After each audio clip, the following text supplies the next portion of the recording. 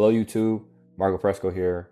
Going to be talking about how we focus on achievements over who we are, and my experience as an athlete, and telling how I reframe this mindset for myself. Um, and the first thing I want to talk about is like, as an athlete, from the moment like I stepped onto the field, or court or track, right? I've been conditioned to focus on one thing, which is results. No matter if it was the next game, the next championship, the next record to break, everything in sports was about proving myself. And you're kind of only as good as your last game or your last performance, your last win. So you need to be constantly improving, and you feel like you're falling behind if you don't. Your stats, your wins, your losses, your points per game, everything's tied to external validation from coaches, teammates, fans, and recruiters. The focus is always on what's next. You can't celebrate.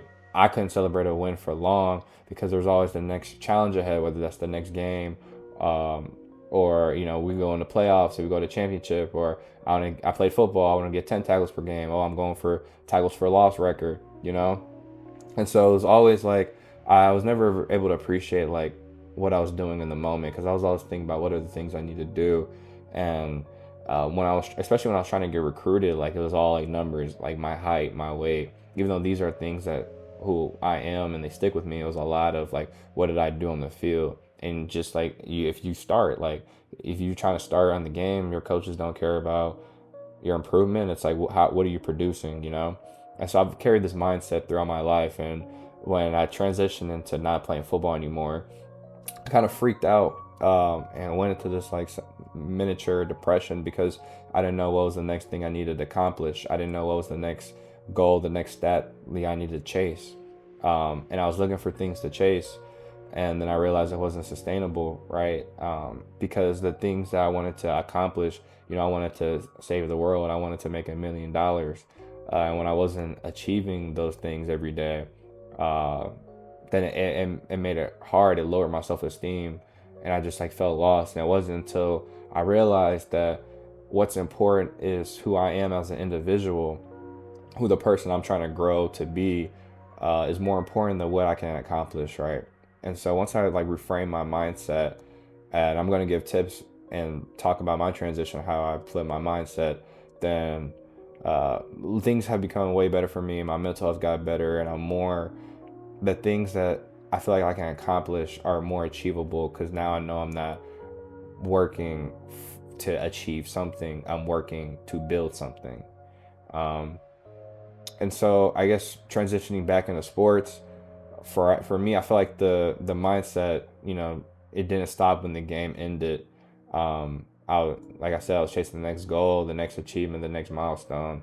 Um, and I feel like it's not just sports, but like society overall teaches us that our worth is based on what we accomplish. We do this with our jobs, our careers, right? Like, what's my next promotion? How much money can I earn?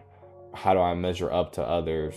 Um, and just like in sports, I feel like in society, we're conditioned to believe that our value comes from external success. What are the things that we've done here while we're on Earth, not who is the person that we were while we were on Earth. Even at, I know this is gonna be dark, but even at funerals, like it was constantly like, what did this person do while they were alive? Um, so I kind of don't think that's a healthy mindset for anybody, because if you tie your self worth to external validation, it's a never ending treadmill. You'll never be satisfied. Um, you start defining yourself by your accomplishments, and if those accomplishments stop, such as like me playing football, then like so does your self-worth. And that is exactly what happened to me, and which is why so many other athletes struggle after retirement, because they don't know who they are without their sport. They don't know who they are without the accomplishments, without the yeah, they just, even though the character lasts forever, right? It's just those stats, those events, those things that you were chasing becomes gone, and it just leaves you empty when you don't have that anymore. So why do I think that society prioritizes achievements over identity? Uh, Survival required action and not reflection back in the day. Like, our ancestors didn't, survive by sitting around and reflecting on their values. They were just hunting, building, and protecting to live. Um, And our brains are wired for problem solving and goal setting because that's what's kept us alive, and that's what keeps you alive, you and me alive right now. For example, at the time back then, it was finding food, building shelter, defeating threats. That meant survival. But this is a very like animalistic approach. Even though we don't have to hunt for food anymore, we still measure success in external achievements like money, career, social status, because it's like in a way having these accomplishment rewards what we do, not who we are. Um, like accomplishments are measurable. You can see a gold medal, you can see a paycheck, you can see a degree, but you can't see someone's integrity, their wisdom, or their kindness. Business and economics run on productivity. The system benefits when people are achieving more, not when they sit and reflect on who they are. Um, you know, People ask, the first questions that people ask, as you become an adult, as I'm turning 21, is what do you do for a living? Not who are you as a person, And this is just a societal thing, and I have the habit of asking other people do. I have that habit of asking other people this question too. But it's just way easier to define like these are the things I do than who this is the person who I am. And a lot of times people don't even know who they are as a person because it's just like a weird question like who am I? And you're even given a label such as like your name, your race, your age, your gender. These are just numbers and character labels for characterizing you to a certain group, but like who are you as an individual, you know?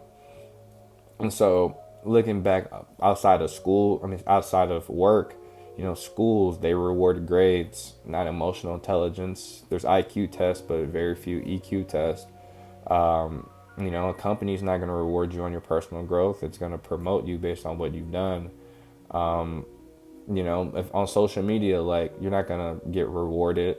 Like you can't make content on how you've grown over the past year. You can, but social media rewards big moments. Like I bought this, I bought this Porsche, or I got this house, or I accomplished these things. And so like the more, this is a system, right? Like if you focus on chasing external success, like, you know, clothes, watches, money, you're plugged into the system. You continue to buy things, you continue to work harder, you keep continuing to seek validation. Reflection and inner growth value doesn't generate revenue. If you want to think in a capitalistic society, like this makes sense, but achievements and consumption do. And so achievements give us validation and control. Like external success feels more real than internal growth. Like an achievement gives you instant feedback, like a trophy of money, like recognition. You instantly feel good, you instantly feel valued. Like becoming more present, becoming more wise, becoming more kind, it's not easily measured. Like how do you measure how kind somebody is? So it's often overlooked. And we see control over our lives, right? Like achievements just make us feel like we're in control of our destiny, but who we are, that's harder to define, and it forces us to confront deeper questions, right? um and so like confronting the uncertainty of who we are is like dangerous. Like you have to really like you have to try to ignore everything society has tried to like put on you. And how you define yourself, like without these external things, like without the clothes on your body, without the house that you live in, without the car that you drive, like who are you? I'm somebody who just goes to work and goes to sleep, or I'm somebody who just goes to school, or I'm somebody who just like who are you? Like what makes you you? And I can't speak for everybody. Maybe y'all have the answers, but for me, I didn't know who I was. And I had to spend my winter break figuring that out. Grant, I'm still finding that every day, and that's like kind of the beauty of life and the joy of life. But it took me about 2 months, and I was actually putting in work, just practicing being bored, practicing being present, and really thinking about who I am and who do I want to be outside of, if I were to die at 30, who would I look back and be proud of? If money wasn't a thing, well, who would I want to be? And these are the kind of questions I was asking myself to figure these things out. but it's still scary confronting it because I never thought about who I am. I was just going, doing, and I got external validation because of it. So social media and modern culture magnify this problem because social media is just a highlight reel effect. You know, only your achievements get attention. Very few people post about their personal growth. They post about job promotions, travel, fitness milestones, and flexing. And you see others, right, and it makes you feel like you're behind. Especially, I see a 21-year-old making $500,000 off a meme coin. Like, how does that make me feel that I'm just sitting in my room making no money today or making minimum wage today? And we've been conditioned to compare ourselves to what they do, not who they are. Like, I see this $500,000 kid, right? This kid who made $500,000. I don't know who that person is. He could have been an asshole. He could have got that money illegally. He could have. I don't know how he got that money. I'm not thinking about how that person got that money. I'm just thinking, wow, that person got that money, right? And like, you have to be conscious to think about this person just has a separate life of you. You don't know who this person is, and if we really live in a society where we judge people who we are, then that $500,000 doesn't matter. But it's hard to say, like, billionaires and millionaires are the ones that are like on the top of society. They're top of the hierarchy. Most people want to be one. We like glorify having that type of money because that money equals that kind of freedom. But who are these people in their heart? That's just something that we often overlook. And so I'm gonna give some advice on how I shift from a person who was doing to a person who was being. And so now, instead of asking myself, what have I done or what am I doing, I ask myself, who am I becoming? And that seemed to help me out a lot. I'm detaching from my self-worth and my achievements by enforcing, like, who am I becoming? And like trying to think about, like, legacy versus impact, right? Like, people aren't going to remember the things that I've had. Like, as much as I like clothes, as much as I look good, people aren't going to remember like those things. People are going to remember the things that I did while I was on campus. At least I hope so.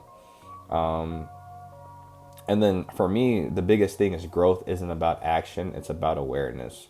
When I realized the thing that I'm becoming, who I'm becoming, how my mindset has shifted, how I've grown, and hearing people's viewpoints and taking them in and responding with conversations and answers that are unbiased. Like, these are things that satisfy me, fulfill me.